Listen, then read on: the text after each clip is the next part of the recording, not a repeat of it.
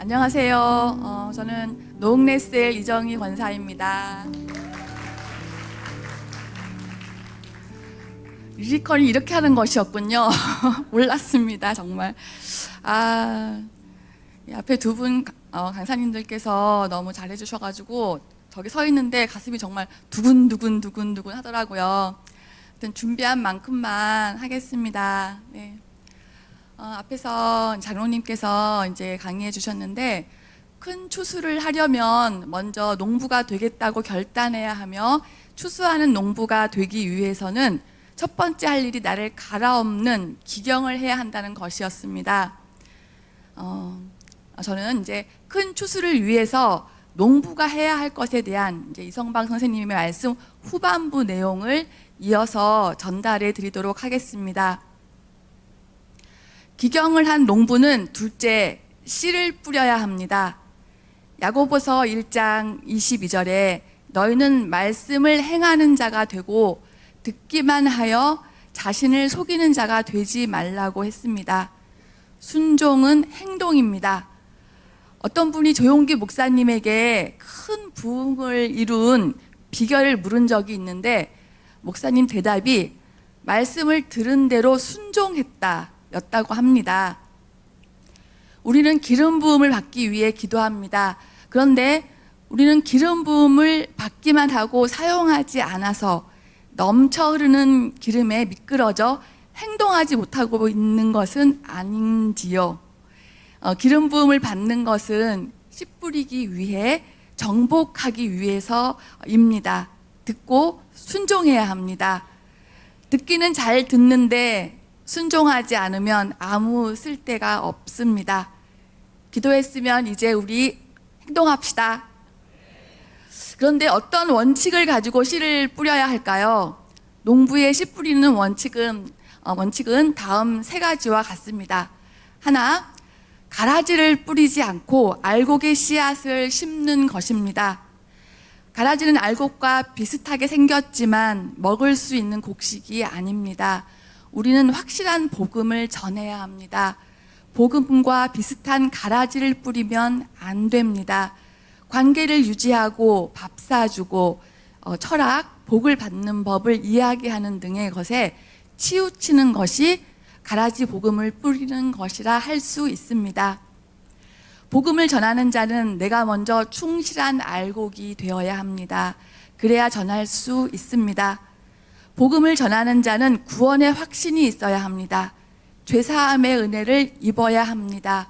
성령 충만해야 합니다. 그리고 복음이 투영된 삶, 즉 내 삶에 복음이 있는 삶을 살아야 합니다. 씨 뿌리는 원칙 둘, 쭉정이를 뿌리지 않고 충실한 씨앗을 심어야 합니다. 쭉정이는 곡식이긴 하지만 생명력이 희미해서 자라다가 열매를 맺지 못합니다.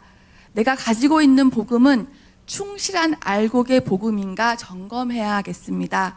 큰 추수를 원한다면 충실한 씨앗을 뿌려야 하는데, 이 충실한 씨앗이란 예수 그리스도가 중심인 삶, 복음이 드러나는 삶을 말합니다.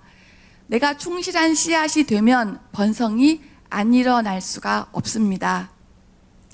셋, 믿음으로 많이 뿌리는 것입니다. 고린도후서 9장 6절에 많이 뿌린 자는 많이 거둔다고 했습니다. 믿음으로 복음을 전해야 합니다. 믿음으로 나의 에너지를 투자하며 믿음으로 예수만이 너의 운명을 바꿀 수 있음을 전해줘야 합니다. 어떤 경우에는 공격적으로까지 말입니다. 한 명이 전도되기 위해서는 4명에게 복음을 전해야 합니다.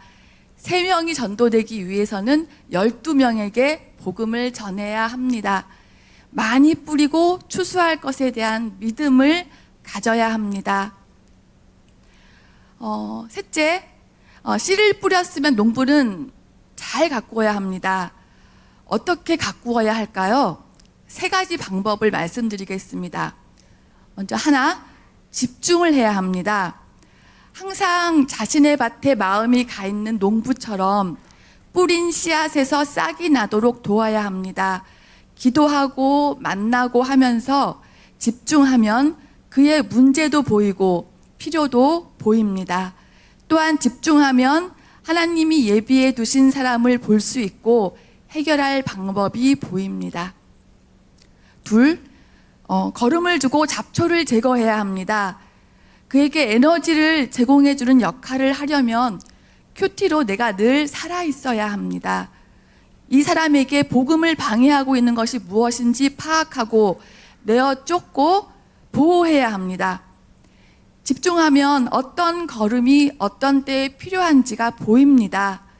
사람마다 필요한 때와 필요한 걸음이 모두 다릅니다. 명단을 생명책에 써두고 기도해야 합니다. 관계하고 만나고 그들의 1순위가 되어야 합니다. 그들의 마음을 얻는 싸움, 집중적인 관계, 기도, 보호, 복음 전함이 필요합니다. 셋, 인내해야 합니다. 갈라디아서 6장 9절에 우리가 선을 행하되 낙심하지 말지니 포기하지 아니하면 때가 이름에 거두리라. 전도서 3장 1절 2절에 범사에 기한이 있고 천하 만사가 다 때가 있나니 라고 말씀합니다. 끝까지 기다리고 끝까지 견뎌야 합니다. 잘하는 건 하나님께 맡기고 심었으면 인내해야 합니다. 영혼들이 변하지 않는 것 같아도 우리 인내합시다. 올해는 큰 추수가 일어날 것을 결단합시다. 제가 이 말씀을 드려서 너무 부끄러워가지고 이후에 그 이유를 아실 것입니다. 이상으로 큰 추수를 어떻게 이룰 것인가에 대한 말씀을 전달해 드렸습니다. 우리 모두 영혼을 추수하는 농부가 되기로 결단하고 기경하고 씨 뿌리며 또한 잘 가꾸어 큰 추수의 주역이 되었으면 좋겠습니다. 이번 리더 컨퍼런스는 저의 묵은 땅을 갈아엎고 크신 은혜를 흡수하는 시간이 되었습니다. 첫날 첫 강의의 선포에서 하나님께서 이 컨퍼런스를 위해 최고의 것을 준비하셨다는 것이 깨달아지고 믿어졌습니다. 그럼에도 왠지 제 마음엔 기쁨이 없었고 하나님께서 뭔가 회개하길 원하시는 것 같다는 생각이 들었습니다. 좀 23년도로 거슬러 올라가서요. 저는 23년도 제주 리더 컨퍼런스 마지막 날 결단의 자리에서 제가 근무하는 학교에 학생 예배를 세우겠노라고 고백하며 선포했었습니다. 하나님의 은혜와 예비하심으로 23년 4월부터 학생 예배를 시작하였고 신우 회원들과 함께 미약하나마 1년간 학생 예배를 지속해 왔습니다. 그러는 가운데 하나님께서는 학생들을 위한 눈물의 기도를 하게 하셨고 주님의 마음을 주셔서 그들을 사랑으로 섬길 수 있게 하셨습니다. 많은 중보기도와 물질의 후원도 받게 하셨습니다. 그런데 이번 제리컨에 가기 전에 며칠 전 금요밤 기도회에서 기도하던 중에 학생들을 위한 제 기도의 눈물이 말라 있음을 문득 깨닫게 되었습니다. 제게 뭔가 문제가 있다는 생각이 들었지만 무엇인지 깨닫지 못한 채로 24년 올해 제리컨에 참여하게 됐습니다.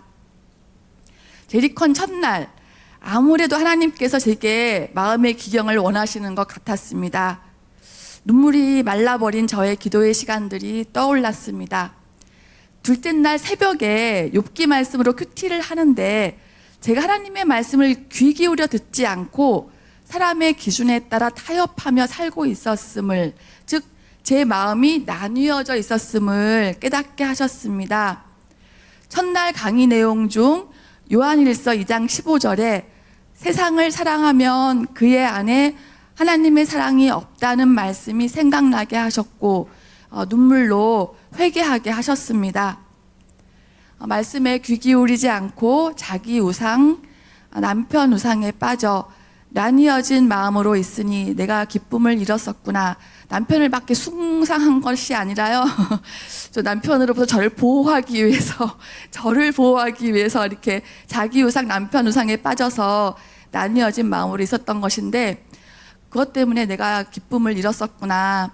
하나님의 사랑이 거하실 자리가 내게 없었구나 하는 것들이 깨달아졌었습니다. 이렇게 회개하고 나니까 제 마음의 기쁨이 회복되었고, 둘째 날부터 선포되는 말씀들을 기쁨 가운데 결단하며 받을 수 있었습니다.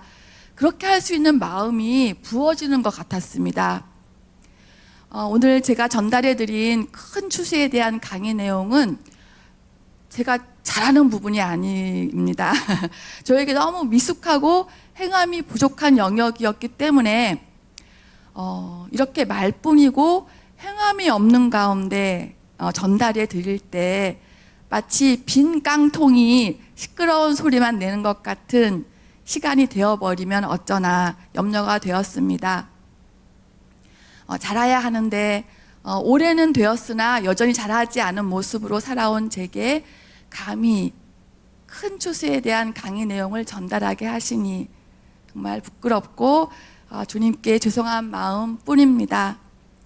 주님께서 이제는 진짜 바뀌어라, 이번 계기로 하나님의 큰 계명, 지상 명령에 순종하며 살라고 말씀하시는 것 같아서 정말 숯덩이를 머리에 얹은 듯 낯이 뜨겁지만 받은 은혜와 깨달음을 부족하지만 나누라고 하시는 줄로 알고 순종하는 마음으로 이 자리에 선 것입니다. 이제 저는 행동하기로 결단합니다. 변화의 발걸음을 내딛습니다. 생명책을 만들고 기도하며 번성을 시각화하기 시작합니다. 결과는 주님께 맡기고 은혜의 자리에 영혼들을 초대하며 부지런히 많은 씨를 뿌리기로 결단합니다. 복음이 투영된 삶을 살기 위해 날마다 큐티하며 들려주시는 말씀대로 그저 순종하는 삶을 살기로 다시 한번 결단합니다. 그리고 학교의 학생 예배에 많은 학생들이 나오는 것을 믿음의 눈으로 보며 올해도 여전하게 학생들과 함께 하나님을 예배하는 자리에 있겠노라고 고백하며 선포합니다. 마지막 때 하나님의 자녀들을 찾으시고자 하는 주님의 피 뿌려진 소원이 어린 큰 추수의 엄중한 명령을 우리 모두에게 주셨다고 생각합니다. 이 자리에 있는 우리 모두가 각자의 삶의 영역에서 큰 추수에 대한 주님의 소원을 나의 소원으로 품고 주님께서 친히 이루시는 추수의 대열에 서서 행동함으로 끝까지 순종하게 되기를 원합니다. 추수의 대열에 참여하는 은혜를 주시려고 깨닫게 하시고 결단케 하시며 또한 받은 은혜를 전달케 하시는 하나님의 은혜에 감사와 영광을 올려드리며 제 말씀을 마치겠습니다. 감사합니다.